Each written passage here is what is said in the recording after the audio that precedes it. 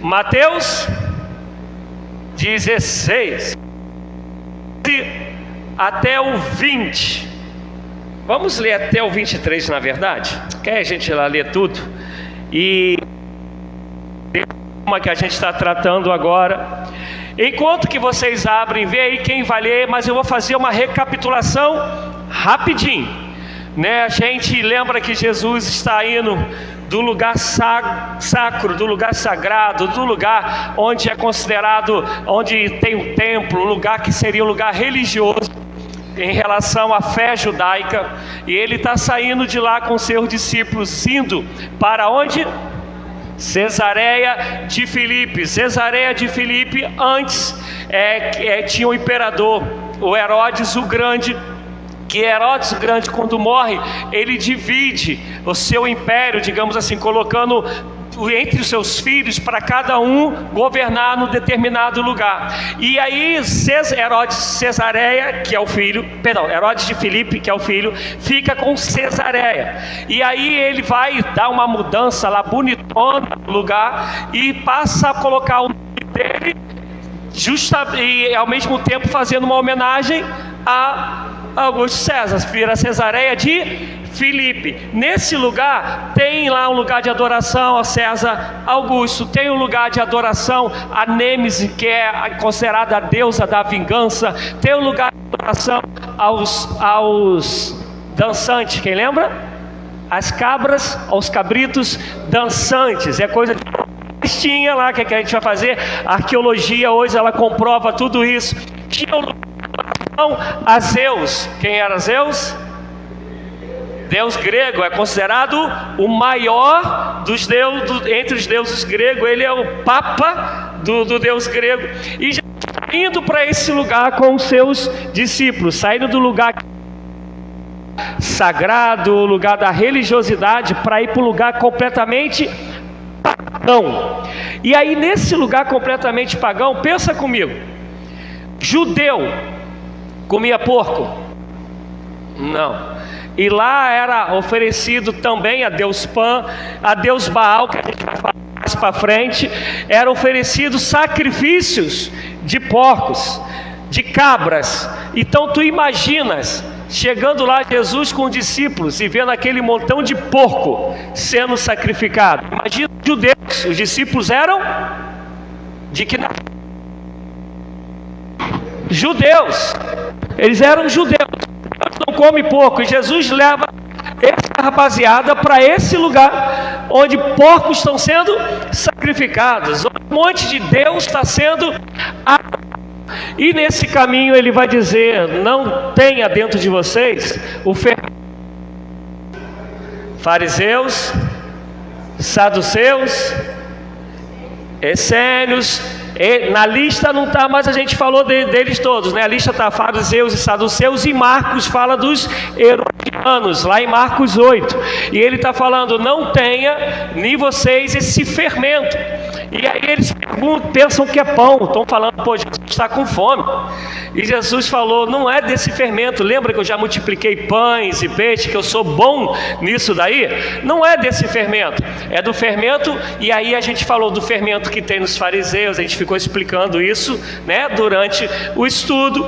E aí nesse caminho entra no que a gente leu semana passada, 13 até o 23. Quem pode ler para a gente? Ler sem pressa, ler de maneira pausada.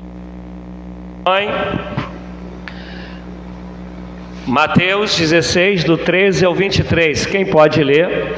Tendo Jesus chegado às regiões de Cesareia de Filipe, interrogou os seus discípulos, dizendo: quem dizem os homens ser o Filho do Homem? Responderam eles: uns dizem que é João Batista, outros Elias, outros Jeremias, ou algum dos profetas. Mas vós, perguntou-lhe Jesus: quem dizeis que eu sou? Respondeu-lhe Simão Pedro: tu és o Cristo, o Filho do Deus vivo. Até o 23. Disse-lhe Jesus: bem-aventurado és tu, Simão Barjonas, porque não foi carne e sangue que tu revelou, mas meu Pai que está nos céus.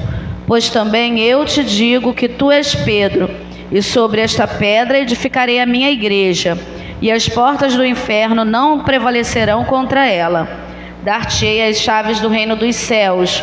O que ligares, pois, na terra será ligado nos céus, e o que desligares na terra será desligado nos céus. Então ordenou aos discípulos que a ninguém dissessem que ele era o Cristo. Desde então, começou Jesus Cristo a mostrar aos seus discípulos que era necessário que ele fosse a Jerusalém, que padecesse muitas coisas dos anciãos, dos principais sacerdotes e dos escribas, que fosse morto e que ao terceiro dia ressuscitasse.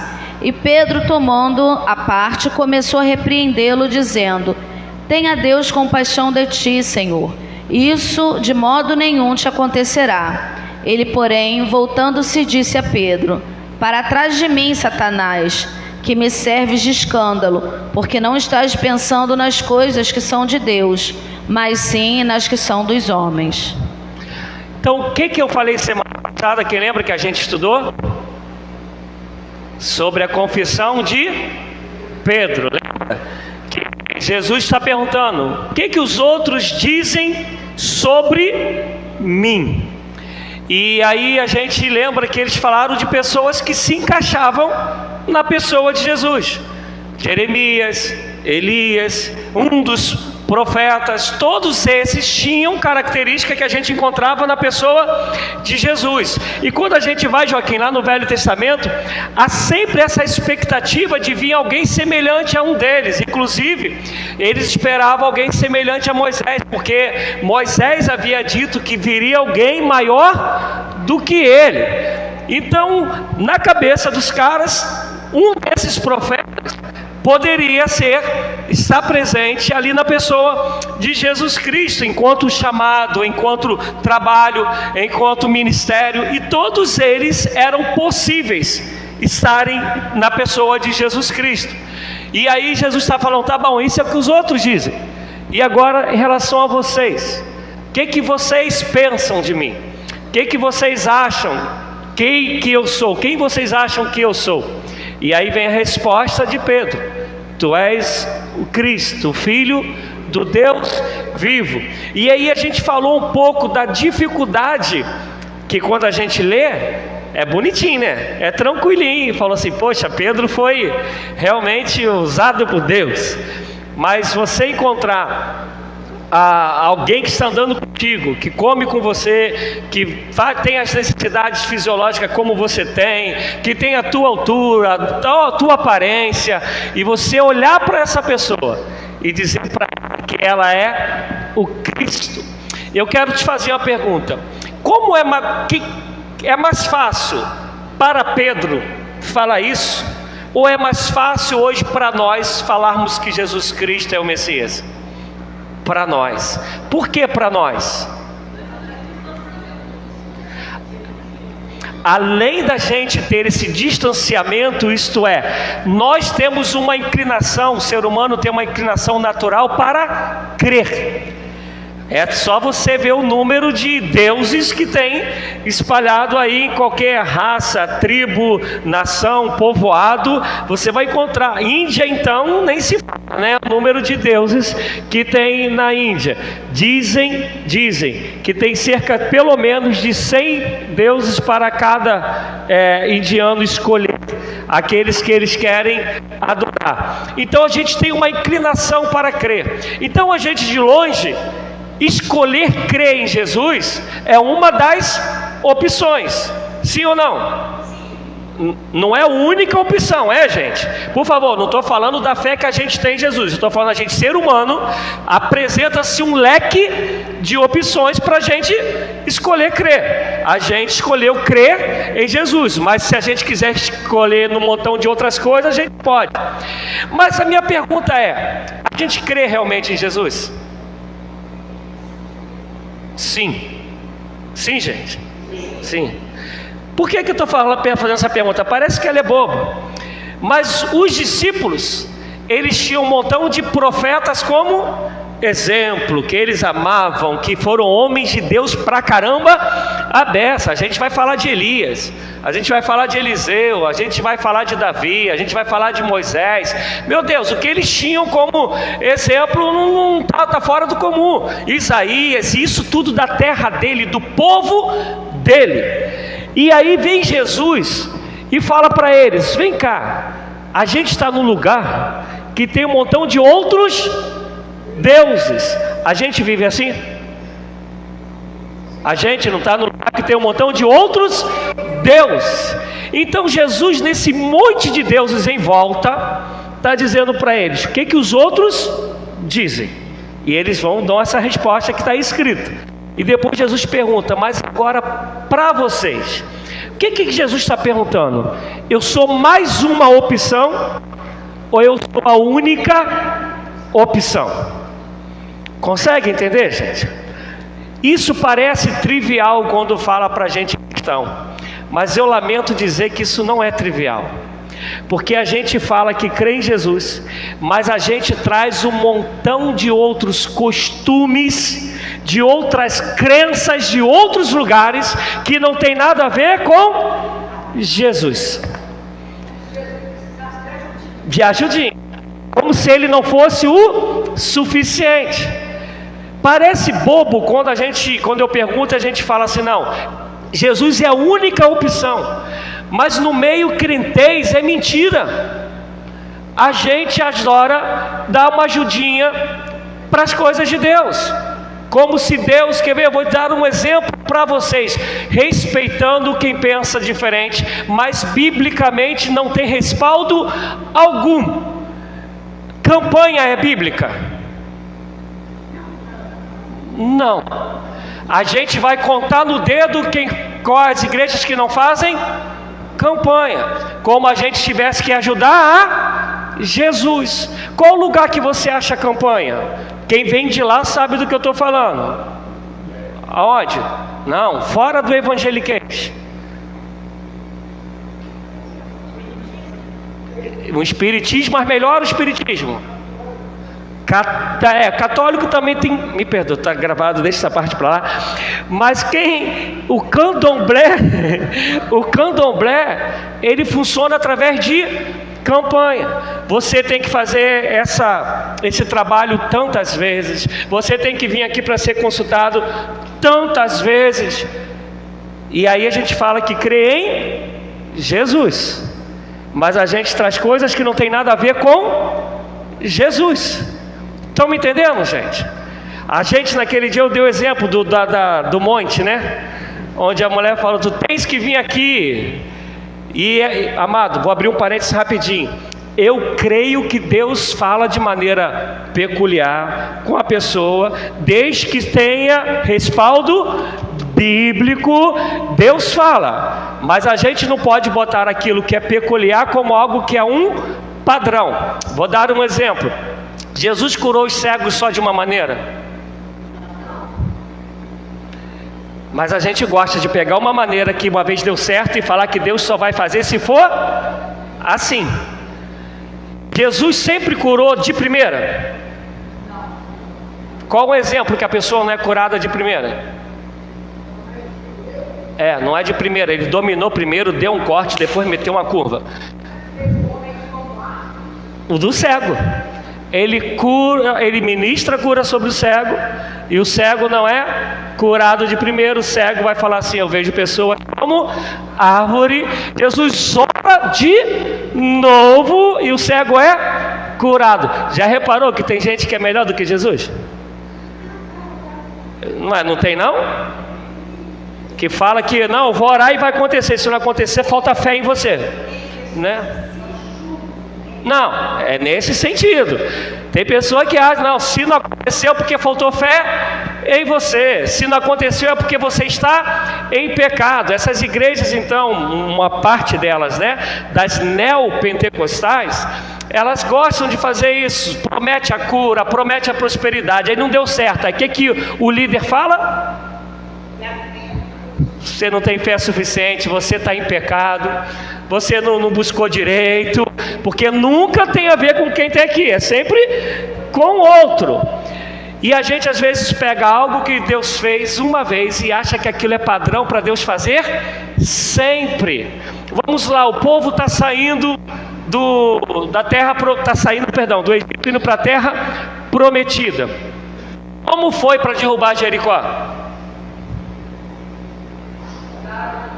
7 voltas. Mané, tocou a trombeta. Quando Jesus mandou fazer isso? Deus mandou fazer isso? Nunca mais. E aí a gente vê, voltando, pegando o gancho, né, da campanha das 7 voltas, não sei da onde, né? E Deus fez aquilo uma única vez. No restante, ele usou espia. No restante, ele fez o exército entrar por um buraquinho no muro. No restante, foi tiro, pancada e bomba. Não tinha tiro, né? Mas foi espada para lá, espada para cá. Foi na marra mesmo. Mas em Jericó, aí tu vai perguntar para mim, por que Deus fez isso? Sei lá. Eu sei que aí ele manda a gente, obedece. Porque o justo não vive por vista, né? Vive pela fé. Mas eu estou querendo dizer, será que a gente de fato crê em Jesus? É o que ele está falando para os discípulos. Será que a fé que você tem em mim, ela se vê todos os dias na tua vida, quando as pessoas olham para você dizer de fato, eu creio em Jesus? Estão me entendendo, gente? Porque a minha vida tem que realmente mostrar que Jesus é o meu Senhor, que eu creio nele. E isso eu não vou precisar de ajudinha. Eu não vou precisar fazer gato. Eu não vou precisar de dar uma banda em alguém, uma rasteira onde eu trabalho para eu poder me dar bem. Eu não vou ficar precisando de mentirinha. Eu não vou precisar de qualquer outra coisa que seja diferente de quem é Jesus. Estão conseguindo me acompanhar, gente? Fala aí comigo. Tá tranquilo? Porque quando ele está levando os discípulos, ele está tirando os discípulos de algo que eles ouvem a vida toda. É sinagoga, é Torá, é Pentateuco, isso está inculcado neles. A sinagoga, o templo são referências para eles.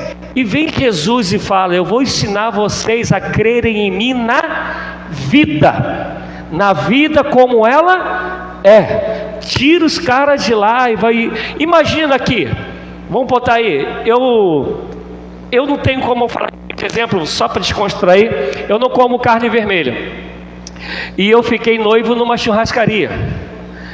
Mas acabei com os frios da churrascaria todo, né? Onde tinha frio, eu estava lá devorando.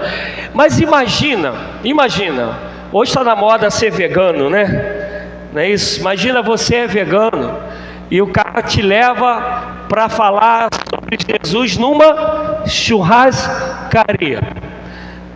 Você fala assim, pô, que loucura, é para cá, aquele tanto lugar aí para ele me levar, que respira aquilo que eu creio. Vem Jesus e fez isso, tirou o pessoal daquilo que eles achavam que Deus só ia agir se fosse ali, que Deus só respondia se fosse ali. E aí vem alguém de 1,70 m e alguma coisa, pega esses caras e fala assim, a gente vai para onde só tem paganismo, a gente vai para onde o bicho pega, a gente vai para onde tem um lugar que é uma porta que eles falam que é a porta do inferno, que ali se adora a Baal, que mais para frente, repito, a gente vai falar isso com mais detalhes, onde tem a deusa da vingança, onde tem aqueles que fazem a prostituição, onde tem o imperador. E se vocês olharem dentro daquilo que a arqueologia ela defende, o lugar era lindo. Cada lugar de adoração de um Deus era coisa assim, fantástica. Para a época então, hoje seria bonito, para a época então era. E Jesus chega com eles ali e fala, agora, eu quero saber para vocês quem eu sou. E vem Pedro e dá a resposta que a gente falou semana passada. Tu és o Cristo, tu és o ungido, tu és o Messias, tu és o prometido. Até aí, eu estou botando mais algumas coisinhas, mas é uma recapitulação da semana passada. Agora a gente vai entrar no estudo de hoje. onde ele fala: não foi carne nem o sangue que tu revelou, mas foi meu Pai que está nos céus. Isso a gente falou semana passada. Aí ele vai falar: e te digo que tu és Pedro, e sobre esta pedra edificarei a minha igreja. Amados, são no mínimo 5 teorias fortes sobre essa passagem. E aí eu não vou explicar todas elas, senão a gente demoraria muito tempo. Então eu vou explicar uma mais conhecida que não é, e vou falar 2 que seriam possíveis para nós cristãos, e aí eu vou falar da que eu prefiro crer, que você não é obrigado a crer comigo. Me entenderam? Existe que norteiam a vida do cristão, independente dele se ele ser católico ou ser protestante. Existem 5 fortes, mas dessas 5 tem 3 que estão no nosso dia a dia com mais ênfase, faz parte do nosso dia a dia. Uma delas, que é a mais conhecida, eu vou falar um pouquinho sobre ela, e as outras 2 têm a ver com a gente. Aqui não tem a ver, que eu discordo, e a maioria aqui creio que vai discordar, é quando está falando que a pedra é Pedro. Abram, por favor, em 1 Pedro, e alguém leia para mim, 1 Pedro 2, do 4 até o 10. Primeira carta de Pedro, capítulo 2, do 4 até o 10.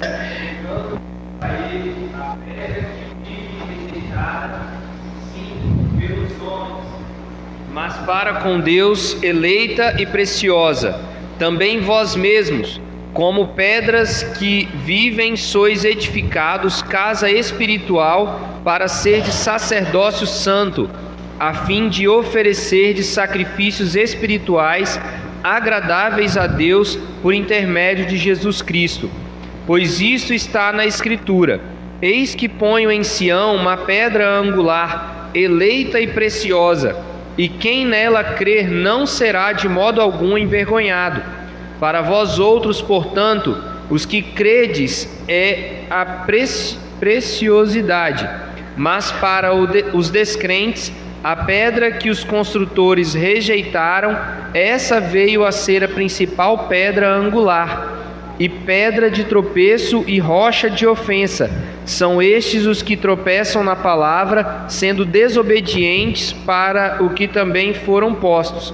Vós, porém, sois raça eleita, sacerdócio real, nação santa, povo de propriedade exclusiva de Deus, a fim de proclamardes as virtudes daquele que vos chamou das trevas para a sua maravilhosa luz. Vós sim, que antes não erais povo, mas agora sois povo de Deus, que não tinhais alcançado misericórdia, mas agora alcançaste misericórdia. Vamos lá. O texto, assim, ele é muito, muito claro. Primeiro, quem escreveu esse texto? Pedro, né? E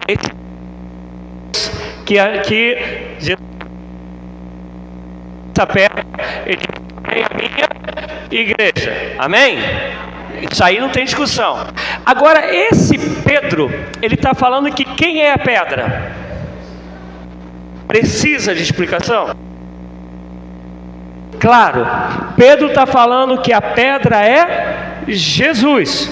E ele está falando, ela é pedra para edificação, para salvação, para a vida eterna, para a libertação daqueles que creem. Mas é pedra de tropeço para aqueles que não creem.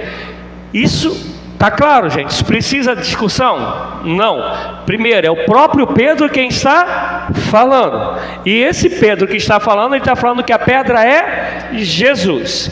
Aí agora a gente vai daquela parte que eu usei esse texto para falar que não creio, que os católicos defendem, com todo respeito e carinho a eles, que Jesus está falando que Pedro é a pedra. E aí sai aquela história que Pedro é o primeiro Papa, que através de Pedro vai vir uma sucessão.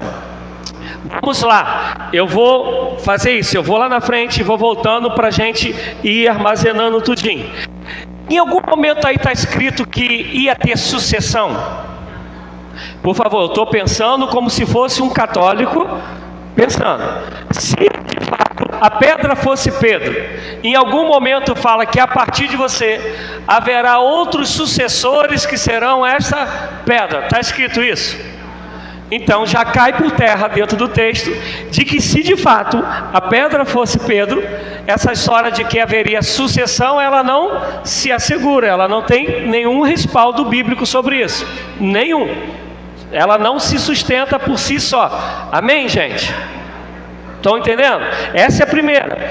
A segunda coisa, quando Jesus fala assim para Pedro: tu és Pedro, e sobre esta pedra edificarei a minha igreja. Estamos eu e o William conversando. O William dá a resposta que ele deu: não, Senhor, tu és o Messias. E eu chego para o William e vou falar: então, William, tu és Pedro, e sobre, como que eu faria? Se eu estou falando que ele é, eu ia usar o pronome esta, eu ia falar como? Sobre você, sobre tu, edificarei a minha igreja. Não é isso? Quando a conversa ela é sobre você, sobre tu, mas ele fala sobre esta pedra. Não tem então a ver com Pedro, não tem a ver com William. Simples assim. É ou não é, gente? É só ler o texto. Eu não quero nem entrar no grego para não confundir. Eu quero trazer de maneira bem simples para a gente entender. A outra coisa que aí eu vou usar só uma porçãozinha do grego. Tem pelo menos 4 palavras para falar de pedra. Tem Petras, tem Petrus, tem Cefas, e eu vou me prender nas Cefas. Petras significa rocha, algo assim que é grande. Petrus significa qualquer tipo de pedra. Cefas significa pedrinha, aquelas pedrinhas de tiradeira, aquelas pedrinhas pequenininhas. E a palavra no grego que Jesus responde para Pedro: tu és Cefas, tu és uma pedrinha. Ele está falando para Pedro que tu és uma pequena pedra. E aí onde ele coloca: e sobre esta pedra, que não é o Pedro, senão seria sobre tu, sobre você, edificarei a minha igreja. Então ele está falando sobre ou a revelação, que aí vai entrar na gente, ou a revelação que Pedro teve, falando que Jesus Cristo é o Messias, ou é Jesus falando sobre esta pedra. Me entendem? Uma coisa é revelação, outra coisa é Jesus falando: sou eu mesmo. Então a primeira parte é aquilo que os católicos pensam, creem, que não tem nenhum tipo de fundamento bíblico. E olha que assim, eu tentei ser bem simplesinho, porque se a gente pegar o texto mesmo aí, pegar no grego, porque o que Jesus está fazendo, e aqui eu vou abrir um parênteses, a Bíblia, gente, ela tem poesia, ela tem humor. E aí eu sempre gosto de falar isso, porque quando a gente pensa em humor, acho que eu já falei isso aqui no outro estudo, né? O humor de hoje não é o mesmo de 15, 20 anos atrás, né? Hoje os meus filhos ali, né, eles veem um Chaves da vida, essas coisas, não conseguem rir. Até hoje eu rio com Chaves, né? Até hoje, já vi todos, mas até hoje eu rio. Chapolin Colorado eu não rio muito não, mas com Chaves eu ainda rio até hoje. Eu cresci e a boa parte ainda vê hoje, vendo eu, a patroa e as crianças, né? E hoje eles têm a nossa época atual, ela tem um outro tipo de humor. E na época de Jesus, que a gente está falando de tempo pra caramba atrás, era um outro humor que a gente nem pensava que aquilo seria engraçado um dia. E como tem poesias, e uma maneira que os judeus, como também os hebreus, eles têm de falar que uma coisa é séria, ele vai falar em verdade, ele vai usar poesia. Por quê? Não sei aqui quem gosta muito de ler, o que a poesia causa na gente quando a gente está lendo? Uma fácil memorização. né? Você grava com mais facilidade quando é um poema, quando é uma música, e isso não é de agora, isso é desde os hebreus faziam isso. Por isso que às vezes você vai pegar um salmo, que o cara nos 3, 4 versículos, ele fala uma coisa, nos outros versículos ele vai falar a mesma coisa, só mudando as palavras. Um exemplo, uma menina bonita, depois ele vai falar uma menina graciosa, Deus forte, depois ele vai falar Deus poderoso. Ele está falando a mesma coisa, usando outro. Repare só os salmos, você vai encontrar muito salmo assim, porque era uma maneira de fazer a pessoa memorizar e dizer: isso que eu estou falando é muito sério. O que Jesus está fazendo é um trocadilho de palavras. Ele está usando palavras para que todo mundo, principalmente que estava ali presente, entendesse que a pedra não é Pedro. A pedra, ou a gente vai falar isso, a revelação que Pedro teve, dizendo que Jesus é o Cristo, a pedra angular, que ele vai falar na frente, Jesus Cristo é o Messias, o Salvador. Ou então que Jesus está falando que ele mesmo é. E nós cristãos, enquanto cristãos protestantes, tem um povo que crê tanto que essa conversa está falando sobre a revelação, e a gente vai falar um pouco sobre ela, e tem o outro que crê que Jesus está falando sobre ele mesmo. E aí eu vou entrar na parte que fala, que crê que a palavra de Pedro, a revelação de Pedro, que fazia de Pedro o grande anunciador, aquele que ia colocar a pedra, Jesus, para poder a igreja ser erguida. Mas vamos lá, quando a gente lê no versículo 21, não, 23, o que está escrito aí no versículo de 23?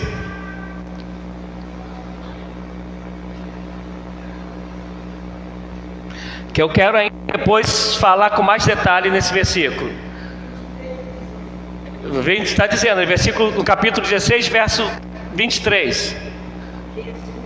Voltando-se, disse a Pedro: arreda, Satanás, tu és para mim pedra de tropeço, porque não cogitas das coisas de Deus, e sim das coisas dos homens. Vamos lá, ali, agora ele está falando que Pedro é pedra de tropeço. Então, de novo, Pedro não pode ser a pedra. Mas esse Pedro que falou que Jesus Cristo é o Messias, é o Salvador, agora Jesus está falando para ele que ele é uma pedra de tropeço, a ponto de falar: arreda-te de mim, Satanás. Então Pedro, ele tem uma revelação, onde muita gente vai crer que esse Pedro, ele poderia ser mesmo o Senhor da revelação, e por causa disso ele seria o implantador da igreja. Mas ao mesmo tempo a conversa continua e Jesus está falando para ele: arreda-te de mim, Satanás.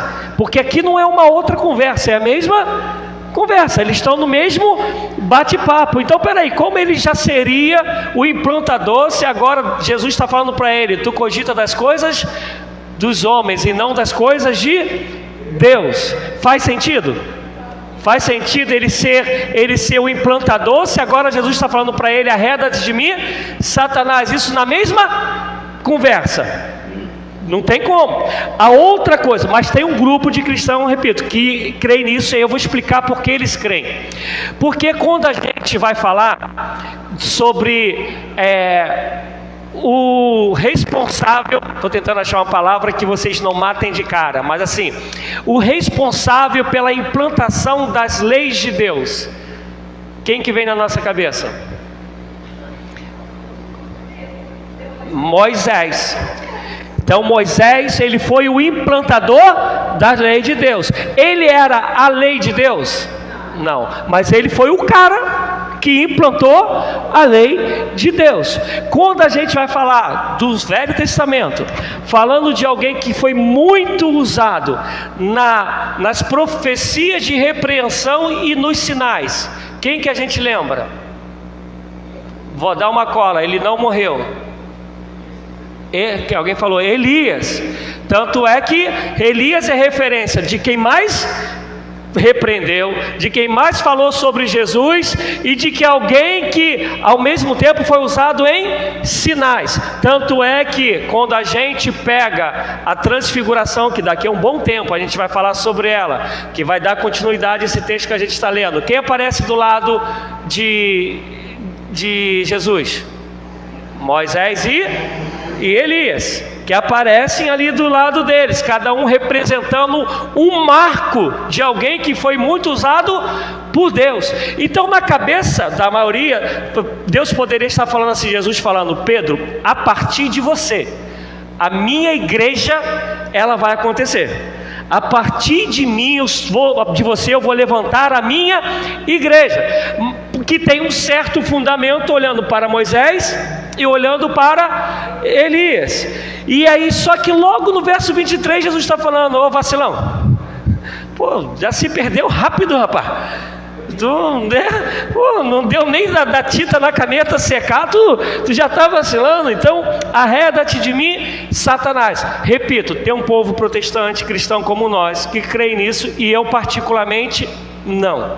Eu creio que é quando Jesus fala não da revelação de Pedro, e Pedro sendo esse cara que ia dar início a tudo. Eu creio que Jesus está falando sobre esta pedra. Eu não tenho aqui como mostrar, mas aí eu vou falar um dos motivos que aumentou eu crer nisso. Se hoje, ainda hoje, você for em Cesareia de Filipe, e Jesus está onde?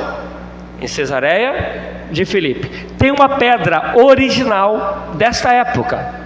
O terremoto não destruiu, ela tem uns rachadinhos. E todo mundo crê que Jesus, por favor, o pessoal estava lá para ver? Não.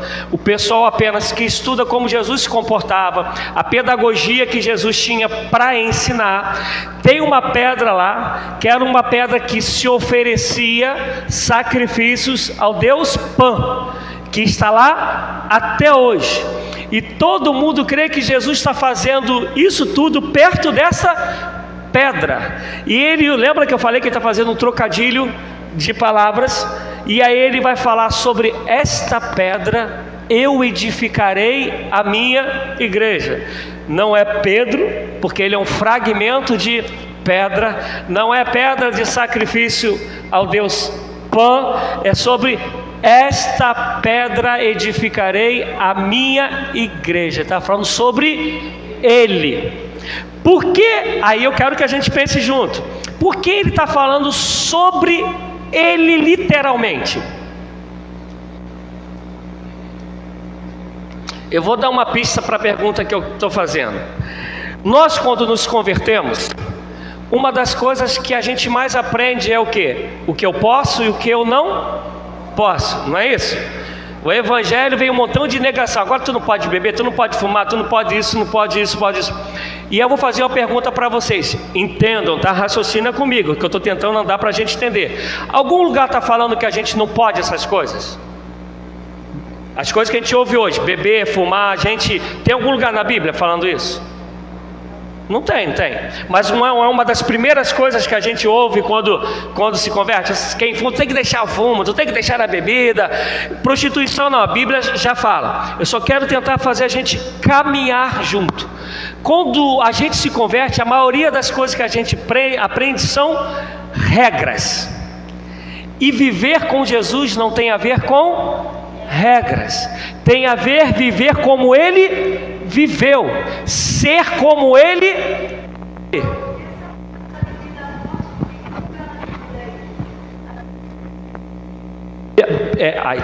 Bebida forte não tem. A Bíblia ela só fala para a gente não se embriagar, porque isso daria um outro estudo, né? Porque a gente ia entrar no toda uma cultura, nossa cultura lá de fora. Mas o que a Bíblia fala é que a nossa mente tem que ser dominada por quem? Pelo Espírito Santo. E qualquer tipo de droga, ela tira de quê de mim? O meu entendimento, o meu domínio. Se a minha razão ela não se rende mais ao senhorio de Jesus, aí eu estou no senhorio do nosso adversário. Porque, vou até aproveitar, mas foi muito boa a tua pergunta, eu vou até aproveitar aqui, gente. A nossa fé ela é racional. Quem diz que a nossa fé não é racional é loucura. A gente crê pela revelação do Espírito Santo, como a gente tem visto aqui, mas a gente crê porque a gente experimenta, tanto nos estudos como no dia a dia. Vou dar um exemplo. Vocês sabiam que a arqueologia, ela achou uma coluna. Isso aqui seria, eu ia falar isso aqui daqui mais ou menos um ano. A gente achou uma coluna, e nessa coluna, que é da época da Babilônia, está escrito o nome de Daniel. Vocês sabiam disso? Aí quando a gente vai falar de Apocalipse, o que que fala em Apocalipse sobre coluna e nome? Quem lembra?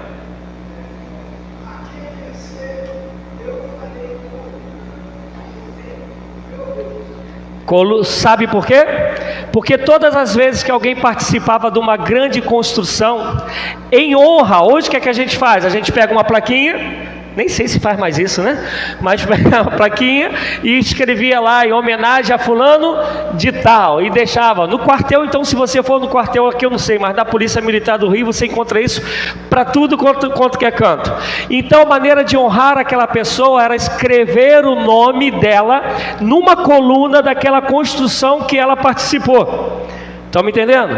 Era a honra dada à pessoa. Por isso que nós somos aqueles que trabalhamos para a construção do reino de Deus. E aí está dito que o dia que a gente for encontrá-lo, é o exemplo que ele está dando, que nosso nome, que contribuímos para essa construção, o nosso nome vai estar escrito, não, nós vamos ser uma coluna desse templo. É Deus falando, eu vou honrar vocês, vocês vão ser reconhecidos.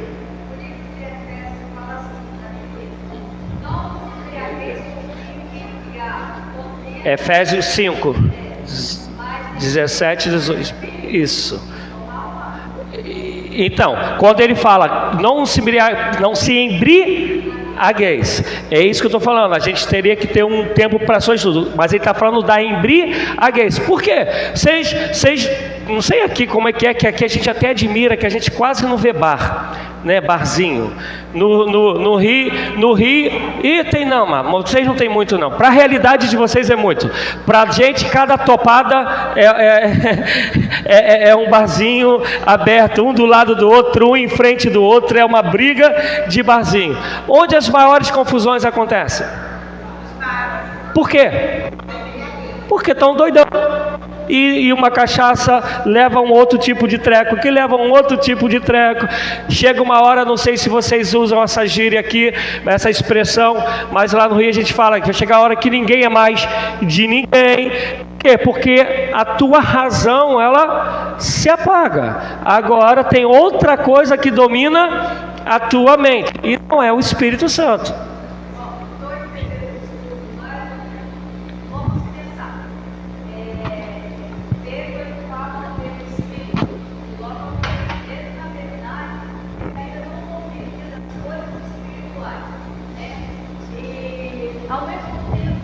Andava com Jesus, ele teve aquela oportunidade, mas logo ele voltou no velho homem. Então ele, de jeito nenhum, ele viu lá na frente a morte de Jesus, aquilo que ia acontecer, de jeito nenhum. Então nisso Jesus repreendeu nele nesse ponto, né? Porque a igreja é edificada sobre Jesus, sobre o Espírito que falou da boca de Pedro, né? Não é isso? A igreja e Jesus levou ele num lugar idólatra para trabalhar essa questão. Por quê? Porque somente quem tem o Espírito de Deus pode vencer o inferno, vencer a morte, vencer todas as coisas. Porque se for o natural, ele não consegue vencer. Mesmo que ele tente, mas ele não consegue. Ele precisa ser um novo homem. Ele precisa nascer de novo, verdadeiramente, né? Sim e não. Vamos lá. Você peca? Você tem o Espírito Santo? Então por que você peca? Porque nós somos feitos do corpo do pecado. Então, a gente peca porque a gente é pecador. Não é porque a gente teve uma revelação do Espírito que a gente já foi para o sobrenatural e a gente já chegou a esse nível. Por isso que Paulo vai dizer, não que eu tenha chegado a perfeição. E o cara que está falando isso, ele foi aonde? No terceiro céu. Viu coisas que não tinha nem como ele expressar e as pessoas entenderem. O que Jesus está mostrando aqui, que Pedro acaba sendo esse exemplo, Jesus está falando, não é porque você tem revelação, porque você virou bambambam. Não é porque você teve a revelação que você virou o dono da verdade. A igreja que ele fala que vai prevalecer é a igreja, corpo, nós que estamos em Cristo Jesus. Nós vamos vencer até a morte, não é? Que a porta do inferno não prevalecerão. Você vai andar sobre esses lugares nesta terra e você pode vencer. Lá você pode até tirar pessoas de lá, né? Mas a porta do inferno significa no lugar onde Satanás fazia. Agora você, em mim, você pode implantar a igreja neste lugar, fazer a diferença. Não é isso? Sim, sim, mas o que é isso, agora usando o teu raciocínio, isso não tem a ver com a tua primeira pergunta, que é quando você falou assim, Pedro voltou ao velho homem. Não, nós somos pessoas em construção até o dia do arrebatamento. Enquanto isso acontecer, o que a gente tem que fazer? Enquanto o dia do arrebatamento não chega, está sempre suscetível à voz de Deus.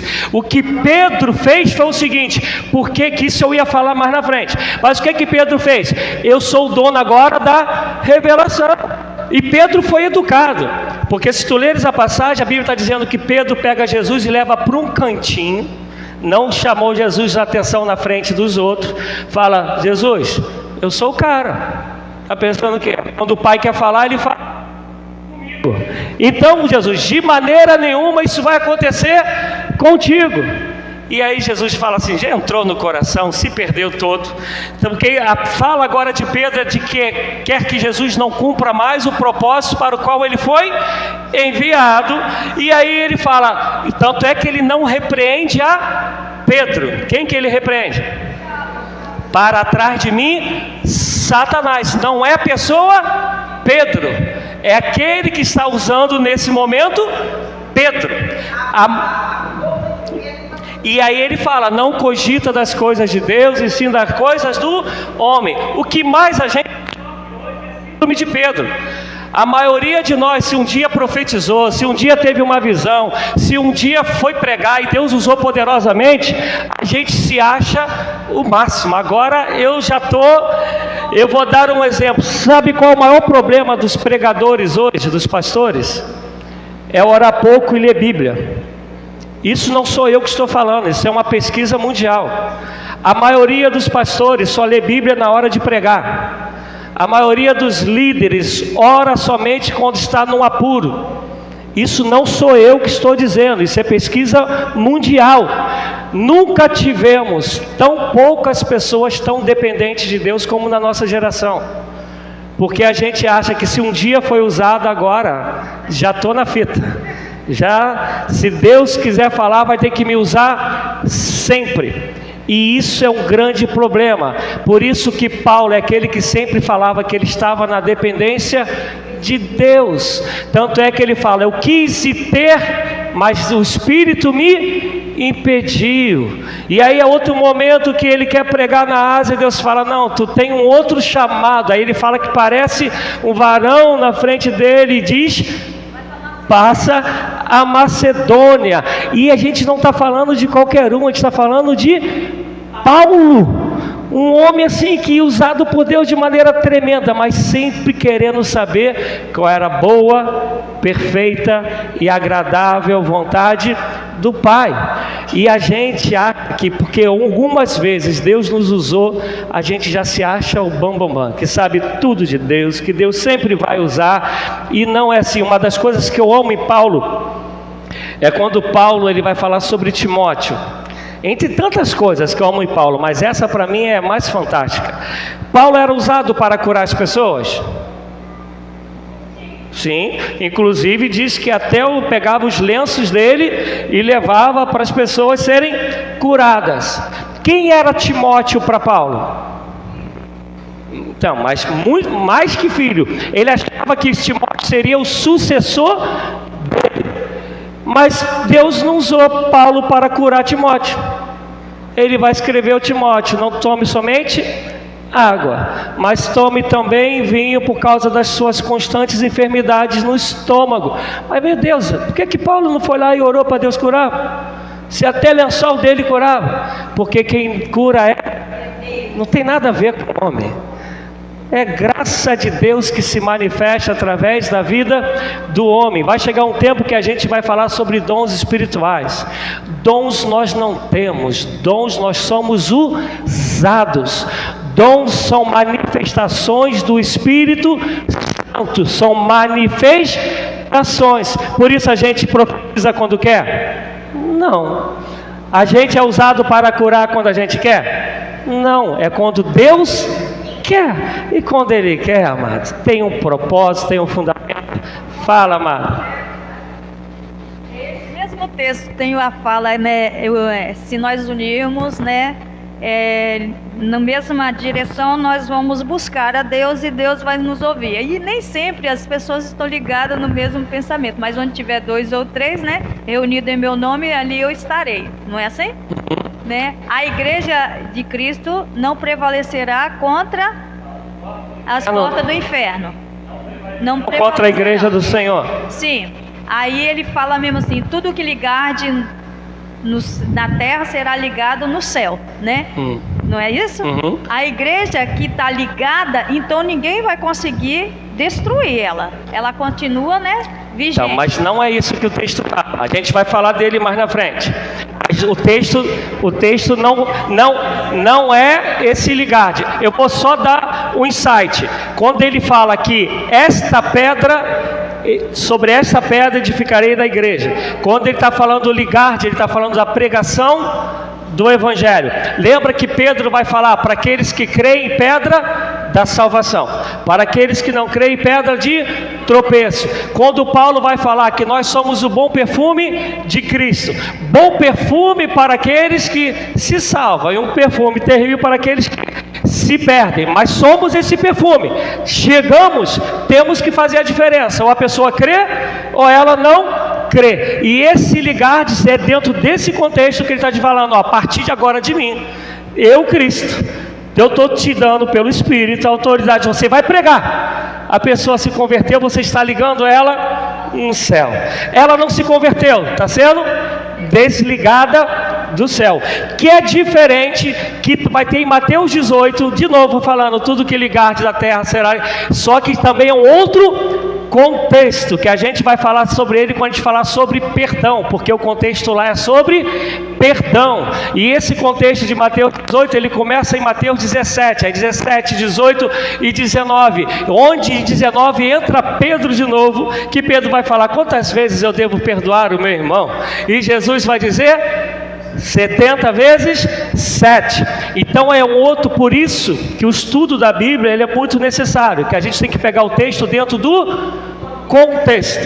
Por quê? Porque a gente olha para a Bíblia e tem muitos versículos que nos agradam, e a gente fala para ele, é dessa maneira, e isso vai sendo propagado, e vira uma máxima na igreja, que nunca foi uma máxima do que o Senhor Jesus Cristo, ou do que Paulo, do que Pedro, eles disseram. Eu vou dar um exemplo rapidinho e a gente vai voltar para a continuidade de hoje. Portas do inferno. Porta se mexe? Não, porta, ela é fixa ali, ela não sai daquilo ali, mas está falando que as portas do inferno não prevalecerão contra a igreja do Senhor. Aí normalmente o que a gente fala? Essa igreja não vai, porque as portas do inferno não prevalecerão, mas porta não se mexe, porque a porta vai vir contra mim, como é que é? Está falando aquilo que você falou, é a gente que vai contra a porta do inferno, para libertar o cativo, para salvar o perdido, mas a gente vai falar disso com mais calma, porque a gente vai ter que falar de Baal, a gente vai falar do Hades, por isso que tem que ir, cada coisinha no seu tempinho. Eu tenho 6 minutos, e vamos lá, aí voltando, aquilo que eu falei que é a parte que eu defendo, que Jesus está na pedra do sacrifício a Pan, e ele está falando sobre esta pedra, edificarei a minha igreja. Porque vai ter semana que vem, eu vou falar sobre o que é ser igreja. É algo que a gente se perdeu pra caramba sobre o que é ser igreja. Esse texto é a primeira vez que a palavra igreja aparece. E a gente já, 28 acaba Mateus, a gente está no capítulo 16, é a primeira vez que a palavra igreja aparece. E ela aparece dentro da revelação de que Jesus é o Messias. Ela aparece dentro da revelação que a gente vai falar sobre a chave. Eis que te dou a chave? Está escrito aí. A tudo que ligaste na terra, a gente vai entender o que é essa chave, onde Jesus está. Onde ele está? Em Cesareia de Filipe. Ele está usando aquele lugar para poder falar o que ele quer falar. Se a gente não entende isso, a gente vai criando um montão de pensamentos que a gente vai chamar de fé, que não é o que Jesus quis dizer. Então a gente precisa entender todo esse quadro.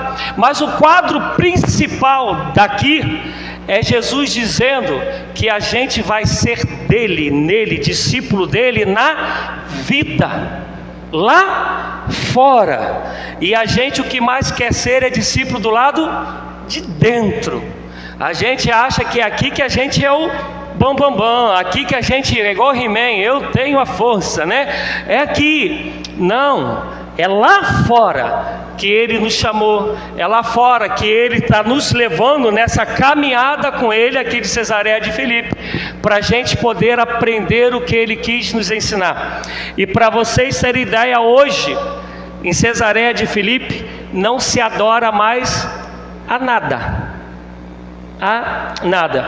E aí eu preciso só terminar para dizer que, abra aí, para a gente não ir embora sem uma palavra profética no sentido bíblico, tá? Profética no sentido bíblico.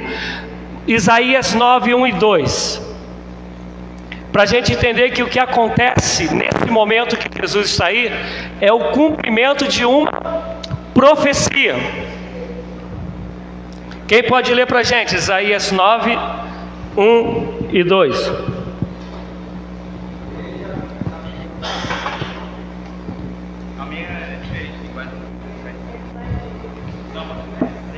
Alguém lê aí, gente. Não continuará a obscuridade. Aí vamos atrapalhar. Deus nos primeiros tempos tornou desprezível a terra de... Está tampando...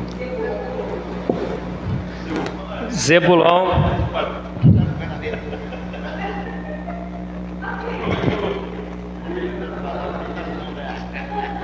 Vamos lá, isso tem 3 minutos. Vocês já leram aí, pronto, está escrito aí. Aí, está dizendo aí que o povo ia conhecer a maravilhosa luz, ia conhecer a luz, porque esse povo estava em trevas. Nesse momento, o povo de Deus tinha sido tomado pela Síria. E esse lugar aí da Galileia, de Cesareia, eles tinham sido dominados pelos... Foi todo um movimento pagão, todo mundo que tinha uma fé, que não era a fé do Deus de Israel, não era a fé do Deus dos hebreus, eles começaram a povoar esse lugar. E é por isso que quando Jesus chega, tem esse montão de deuses, porque agora é um lugar pagão. Isso aconteceu quando os assírios tomaram o povo de Deus como cativo. Então quando Jesus chega nesse lugar, está se cumprindo o quê? Isaías 9, 1, 2. Aqueles que andavam em trevas viram a luz. Quem é a luz? Jesus. Quem é a revelação? Jesus. E Jesus faz isso sozinho. É isso que a gente precisa compreender. Jesus faz isso com os seus discípulos. Ele está falando para os discípulos: vocês têm que andar como eu ando, viver como eu vivo, caminhar onde eu caminho. Me dão só mais 2 minutos para eu explicar sobre essa palavra discípulo e a gente termina. Ontem nós começamos, o Gabriel começou, né, o trabalho com os homens lá em São Pedro. Eu tive lá com ele, foi um momento assim muito bacana mesmo, muito bom. E aí ele estava falando, né, para os homens que ali estavam sobre isso, sobre o discipulado. Discipulado vem da mesma raiz da palavra disciplina. E para a gente, quando a gente pensa em disciplina, o que a gente pensa?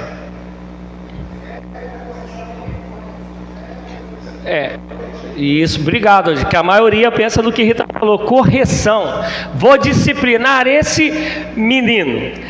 Essa correção faz parte da disciplina, mas ela não é a disciplina.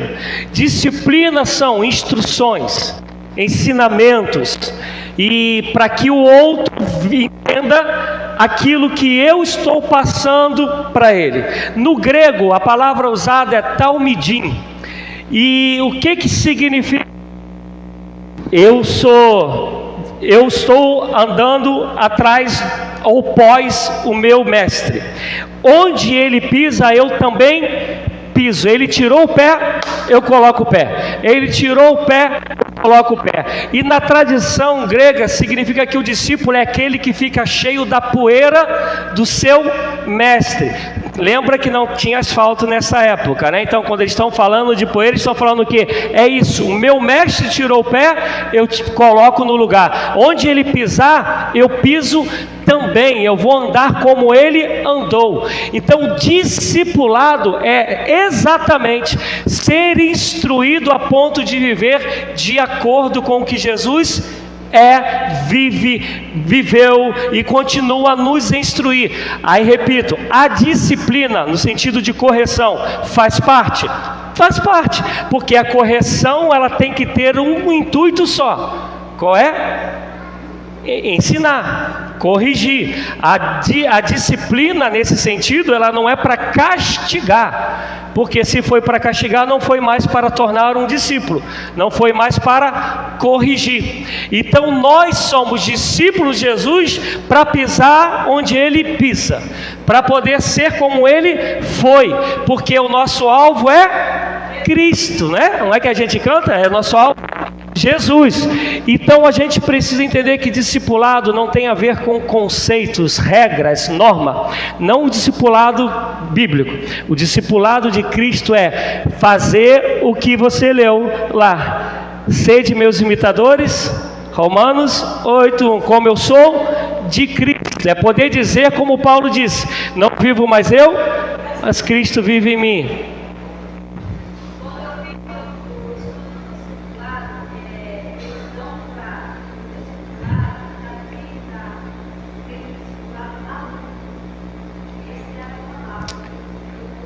Então, isso, discípulo, quem aprende sempre é um aluno. Por isso que nós não somos pessoas completas, nós somos pessoas em formação. Por isso que a gente não faz discípulo para a gente, o discípulo é de Jesus.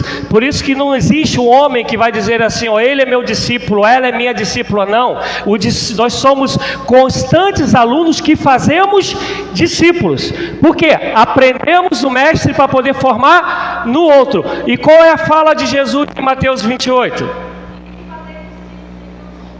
Aí continua: tudo que de mim tens aprendido. Aprendido de quem? Dele. Ele é o mestre, só existe um mestre e senhor, é o que Paulo vai dizer. Por isso nós somos discípulos fazendo discípulos. Quando Jesus ele fala isso para os 12, eles estão prontos? Não, que na verdade ali não tem 12, né? Ali tem 11, porque Judas tinha se suicidado. Eles estão prontos? Não, eles vão se tornando cada vez mais semelhantes até aquele grande dia. Fala, Di.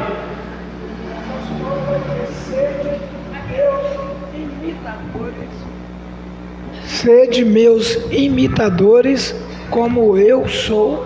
Isso, Romanos 8:1, o que ele está falando isso? Como eu imito a Cristo, olha para mim e imite também. Ele sabe que ele é um discípulo de Jesus, que ele se esforça para isso, que ele lança a vida dele nesse sentido. Ele está falando para o pessoal, não deixa que nada te detenha. Olha para mim, vê como eu imito a Cristo, como eu busco a Cristo. Me imite buscando a Cristo. Fala, Maria. Não. Não, mas isso... E às vezes a tua dúvida é a dúvida de outras pessoas. E eu tenho, para a gente orar, eu tenho a convicção que essa caminhada vai tirar da gente, assim, muitas crendices que a gente tem, muitos costumes que a gente tem que não tem respaldo bíblico.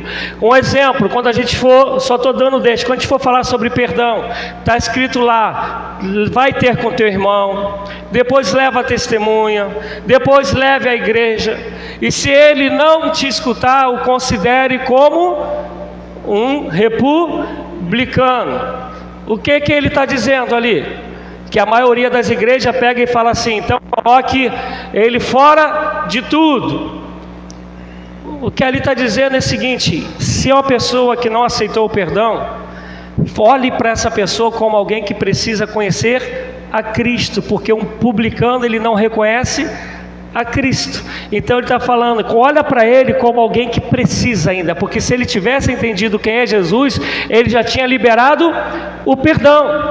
E aí a igreja usa para como? Não, tá em disciplina, fica lá. Não, é o contrário, é aí que a gente tem que chegar perto dele, porque se ele não entendeu quem é Cristo, o que eu tenho que fazer? Amá-lo, fazê-lo entender quem é Cristo. Aí o que a gente faz? A gente, que eu digo em termos de maioria, afasta a pessoa lá do lado de fora, às vezes até do lado de dentro, né? Com um abraço assim, falando venha, e a gente está jogando lá, porque a gente não entendeu o texto, porque usa um texto fora do contexto como pretexto, e não é o que a Bíblia nos ensina. Ela fala para a gente examinar as Escrituras, e essa caminhada que a gente vai fazer aqui. Amém? Amém. Mais alguma dúvida para a gente falar agora, ou a gente ficar? Então vamos ficar de pé, vamos orar.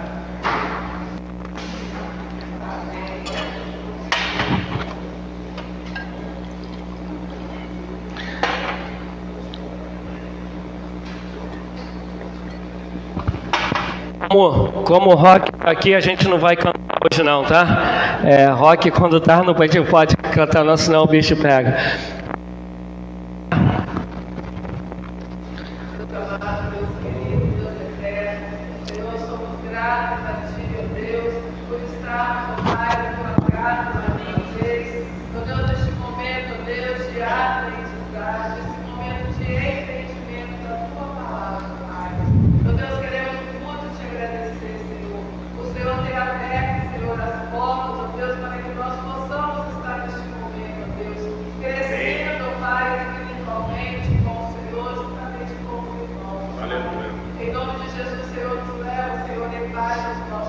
Aleluia.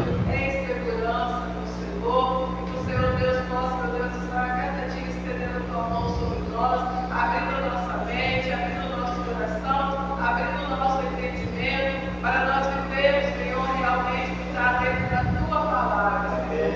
Em nome do Senhor Jesus, muito obrigado. Aleluia. Amém. Amados, fazer só uma coisinha que eu nem sou de fazer, mas que às vezes uma foto ela incentiva outras pessoas.